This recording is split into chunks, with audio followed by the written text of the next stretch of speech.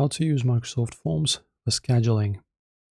So if you need to schedule parent-teacher conferences, interview slots, or asset bookings, setting up an intake portal in Microsoft Forms is incredibly fast.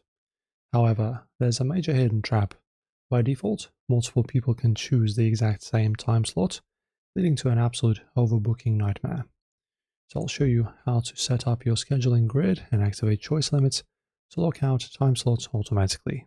Right, so as always, we begin by navigating to Forms and clicking the New Form right over here to open a clean workspace canvas.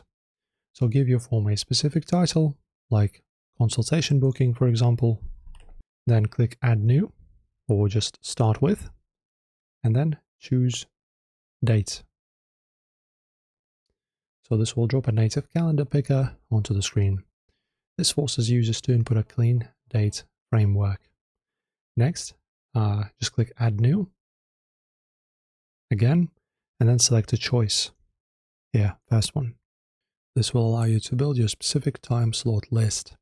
So type out your available hours as individual options. For example, in option number 1, 9 p.m. Then we have 10 p.m. and so on. And also toggle the required switch to on here. So users cannot submit the form without selecting a designated window. And now let's look at the secret step that keeps your schedule organized. We need to prevent multiple users from booking the same exact time slots. For that, you click 3 dots in the bottom right corner and then choose. If you don't have this multiple choices thingy, we can make a workaround. So you can just add a new, select dates as always, and instead of the usual name we did, you can just type in a requested date like this, and then click Add New, and once again choose Choice. Because Forms can't cross-examine your personal availability natively, do not just list one time slot per line. Instead, you can just name this field Preferred Meeting Window and list broader clocks, like morning, which will be 9 to 12 p.m., or afternoon, 9 p.m. to 4 p.m. Alternatively, you can add a second choice question titled Second Choice Time Block, and then collecting primary and secondary availability choices gives you a massive data safety net on your backend ledger when routing multiple clients. And of course, don't forget about the required switch. Then you click on the 3 dots once again. Then you click on 3 dots right over here in the top. Then you click on Settings.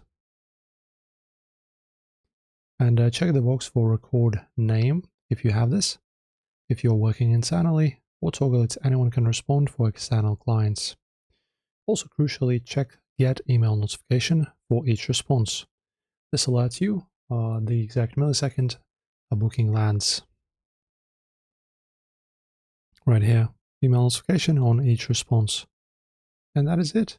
Your reservation portal is officially created and ready to deploy. After that, you can just go ahead and collect responses, copy your link, and go ahead with it. Enjoy, guys. Thank you for watching.